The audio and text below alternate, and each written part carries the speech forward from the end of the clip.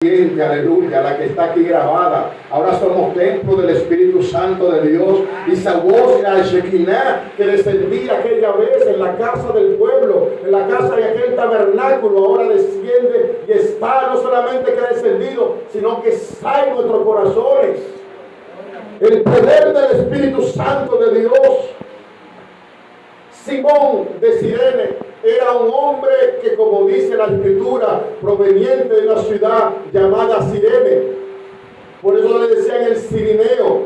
Era un extranjero, no tenía nada que ver con Jerusalén, no tenía nada que ver con el Pesaj, con las fiestas judías. No tenía que ver con eso y pensar lo que en la traducción es las Pascuas. Cuando dicen que celebramos Pascua, porque específicamente cuando el Señor sacó al pueblo de Israel, dijo: mira, ustedes van a contar de aquí para allá y son 15 días y van a celebrar Pascua en el mes de abril. Aproximadamente de marzo a abril se produce este conteo y aquí se produce la Pascua, el Pesaj para los judíos, que es el recordatorio cuando Dios lo liberó de Egipto. Cuando Dios liberó a su pueblo de Egipto, entonces fue la primera vez que ellos celebraron Pesaj, lo que significa la Pascua judía. Entonces, este hombre que no tenía nada que ver con esto, probablemente era un comerciante en esa época. Había muchos que iban a Jerusalén, los judíos de lejos, los de las otras ciudades, y allí se agolpaban porque allí, al celebrar todo lo que estaban en la diáspora, pues se movilizaba también el comercio. También había un movimiento económico, los que compraban el palomino, los que compraban el cordero para sacrificarlo por los pecados. En Pesaj es que eso se hace. Entonces todo esto también era un sistema económico. Recordemos que en el templo del Señor también se había hecho ya este fenómeno comercial, y por eso el Señor agarra un fuerte en aquel lugar, pues entonces destruyó las mesas que estaban allá, los cambistas, los que estaban allá adulterando en el templo del Señor. Porque para eso no fue hecho el templo, sino para buscar el rostro de Dios. Pero muchos lo habían convertido en que un negocio. Amén. Como vemos hoy en día, como muchos han convertido la fe en un negocio.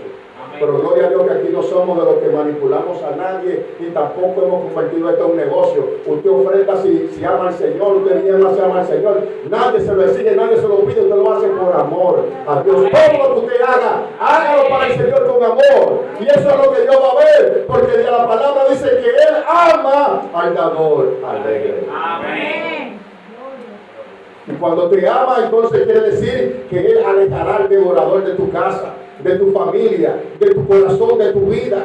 Cuando Él ama, entonces quiere decir que tú estarás en salud, que a ti no te sobrevendrá mal, ni plaga tocará tu morada. ¿Sabes por qué? Porque Él te ama. Y al amarte te protege, al amarte te bendice, al amarte, mira, eres la niña bonita de sus ojos.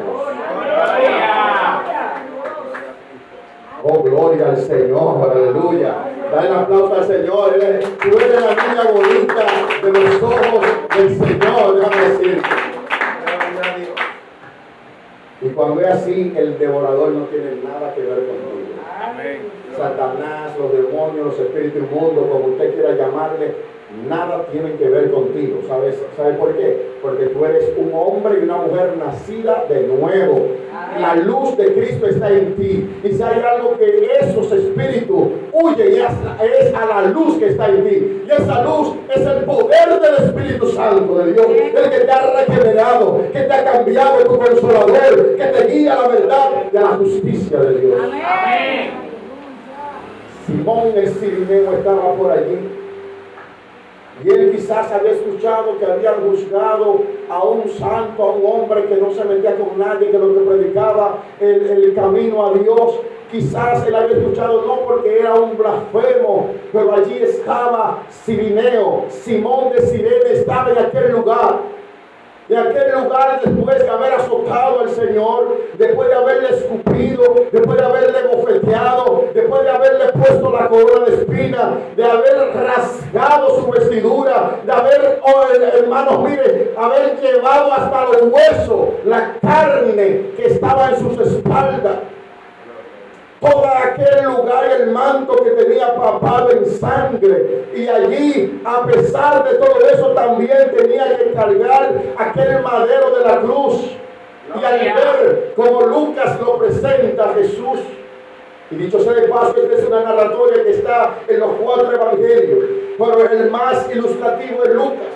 Porque Lucas no solamente quería presentar al Salvador del mundo, quería presentar a un Jesús que es humano, que se cansa, que se agota, que tiene hambre, que tiene necesidad. A un Jesús que está abatido por todas las cuestiones de los hombres y del mundo. A ese Jesús, hermano, que nosotros servimos, que nosotros adoramos. A Jesús que se compadece y porque Él compartió nuestras mismas necesidades, nuestras mismas dificultades, nuestras mismas, hermanos, capacidades. Aquel también que compartió el hambre, el desespero, la angustia, el dolor. Ese Jesús se identifica contigo en tu situación, en tu problema, en tu dificultad. Él está contigo porque Él te conoce. Él lo sabe porque ya Él pasó por ahí.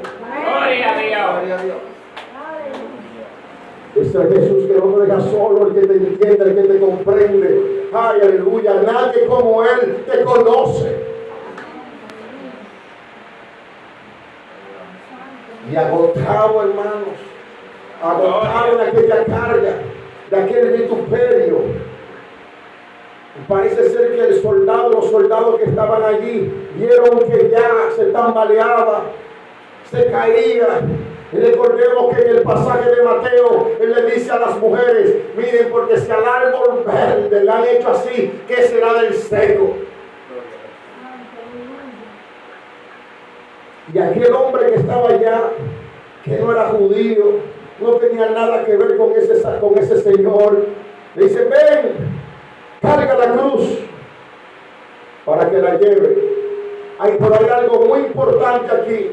Cuando Simón, que estaba allá, que estaba ahí y lleva la cruz, y este hombre que no pertenece al pueblo como estábamos tú y yo, lejos de la esperanza, lejos de Cristo. ¿Sabe por qué? Porque la salvación venía para los judíos, o viene por los judíos, y nosotros no estábamos sumados en ese calendario, no estábamos en esa agenda. Déjame decirte, tú y yo no estábamos ahí. Y esto lo que quiere decir, aquel que ni siquiera pertenecía, aquel era de lejos, aquel que era de una ciudad, que era un hombre de gentil, que estaba fuera, es llamado para que lleve la cruz, es llamado para que lleve el vituperio de Cristo, es llamado para que tome aquel cuento madero y siga tras aquel que iba a ser colgado en aquel madero cuento de la cruz. Gloria a Dios. Ahora la pregunta es, tú eres ese cirineo que eres llamado a tomar la cruz, a seguir tras aquel que va llevando los vituperios, aquel que nunca presenta como el siervo sufriente, aquel que nunca se identifica con lo que dice Isaías 53. Mas nosotros le vimos heridos, molidos por nuestros pecados. El castigo de nuestra paz fue sobre Él y por sus llagas fuimos nosotros curados. Pero antes dice, ¿quién ha creído nuestros anuncios? Y sobre quién se ha manifestado el brazo de Jehová. Subirá cual renuevo delante de Él, y como raíz de tierra seca no hay parecer ni hermosura en Él para que le deseemos. Despreciado y desechado entre los hombres, varón de deberes, experimentados en quebranto, y como que escondimos el rostro, ay de Él, y fue Él menospreciado, desechado y abatido, hermanos. Ese fue nuestro Señor y Salvador. Aleluya. Y en medio de eso, tú y yo somos llamados a llevar la cruz. Cuando no teníamos ningún parentesco con esta nación, siendo gentiles, el Señor, que nos conoció desde antes de la fundación de este mundo, te llamó por tu nombre y te dijo, mío eres tú, y te llamó al servicio para que tomes la cruz, para que siga a tu Señor, a tu Salvador. Aleluya. Gloria. Simón tomó aquel madero. Pero él no iba delante del Salvador. El Salvador iba delante. ¿Sabe qué? Esa es la garantía tuya de tu victoria. Esa es la garantía de tu fortaleza. Esa es la garantía de tu bendición. Esa es la garantía de tu conquistar. Aleluya, en el nombre del Señor, todas las cosas. ¿Sabe por qué? Porque tú sigues al Maestro. Donde Él pise, tú pisas. Donde Él va, ahí tú vas. Tú no te vas a la izquierda ni a la derecha. Tú sigues a Él. Él es el capitán. Puesto los ojos en Jesús, el autor y consumador de la vida. Ahí, cuando pones los ojos en Él, entonces tu victoria es segura. Amén. Jesús lo dijo: en el mundo tendréis aflicciones, pero confiad, yo he vencido.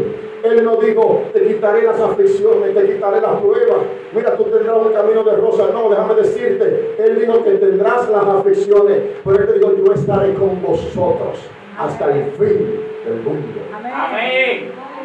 Y esa es la garantía, hermanos. Simón